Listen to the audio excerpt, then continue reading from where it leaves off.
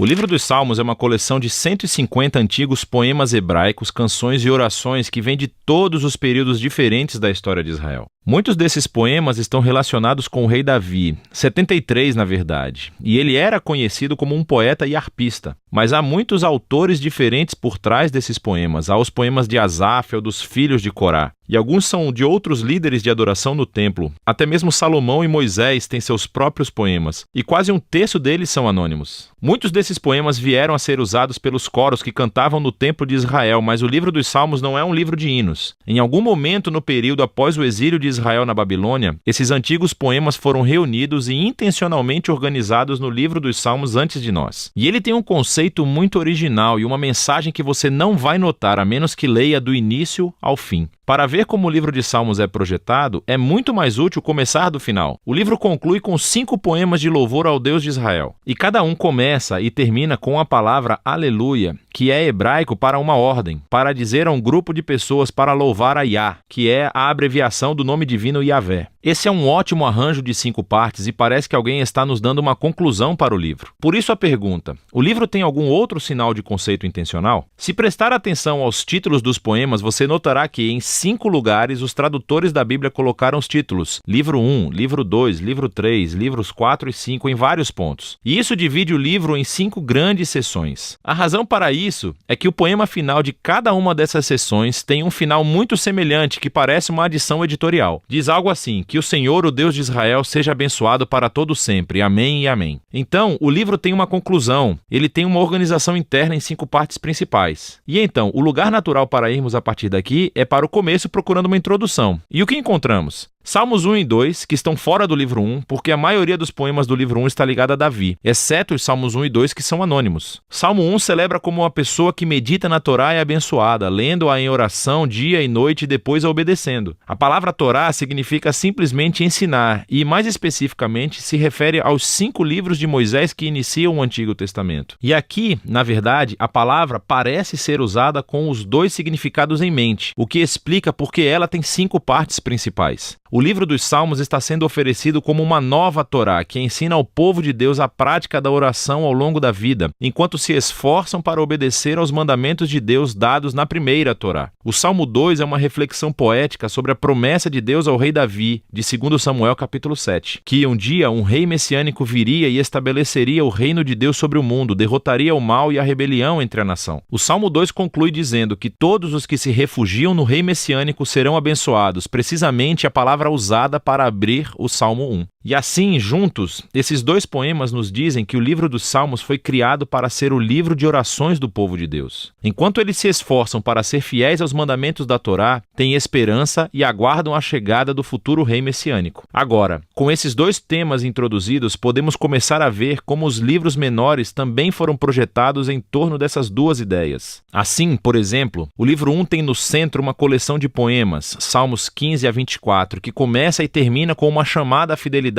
da aliança. Então, Salmos 16 a 18, encontramos uma descrição de Davi como um modelo desse tipo de fidelidade. Então, ele clama a Deus para libertá-lo e Deus o eleva como rei. No conjunto correspondente de poemas, Salmos de 20 a 23, o Davi do passado tornou-se uma imagem do rei messiânico do futuro, que também clamará a Deus. E ele será dado e, em seguida, receberá um reino sobre as nações. Então, bem no centro dessa coleção está o poema, o Salmo 19, dedicado a louvar a Deus pela Torá. Então, aqui vamos nós, os 2 temas dos Salmos 1 e 2 estão unidos firmemente aqui. O livro 2 abre com 2 poemas que estão unidos em sua esperança de um futuro retorno ao templo em Sião. E esta é uma imagem intimamente associada à esperança do reino messiânico. Então, o livro 2 termina com um poema que descreve o futuro reinado do rei messiânico sobre toda a nação. Esse poema é realmente surpreendente, porque ecoa todas as outras passagens dos profetas sobre o reino messiânico, e conclui dizendo que o reinado deste rei trará o cumprimento da antiga promessa de Deus a Abraão, de trazer a bênção de Deus para todas as nações. O livro 3 também conclui com um poema refletindo na promessa de Deus a Davi, Davi, mas dessa vez à luz do exílio de Israel. Então o poeta se lembra de como Deus disse que nunca abandonaria a linhagem de Davi. Mas agora ele está olhando para a rebelião de Israel e o seu resultado, e destruição, e exílio, e a queda da linhagem de Davi. E assim o poeta termina pedindo a Deus que nunca esqueça a sua promessa a Davi. O livro 4 foi concebido para responder a essa crise do exílio. Assim, o poema de abertura nos leva de volta às raízes de Israel com a oração de Moisés, e ele faz o que fez no Monte Sinai após o incidente do bezerro de ouro, que é invocar a Deus para mostrar misericórdia. O centro do livro 4 é dominado por um grupo de poemas que anunciam que o Senhor, o Deus de Israel, reina como o verdadeiro rei do mundo, e que toda a criação, árvores, montanhas, rios, todos são convocados para celebrar esse dia futuro, quando Deus trará a sua justiça e reino sobre todo o mundo. O livro 5 abre com uma série de poemas que afirmam que Deus ouve os gritos de seu povo e um dia enviará o futuro rei para derrotar o mal e trazer o reino de Deus. Esse livro também contém duas coleções maiores, uma chamada de Hallel e outra chamada de Cânticos de Peregrinação. Cada uma dessas coleções conclui com um poema sobre o futuro reino messiânico. E essas duas coleções juntas sustentam a esperança de um futuro ato de Deus semelhante ao Êxodo para redimir o seu povo.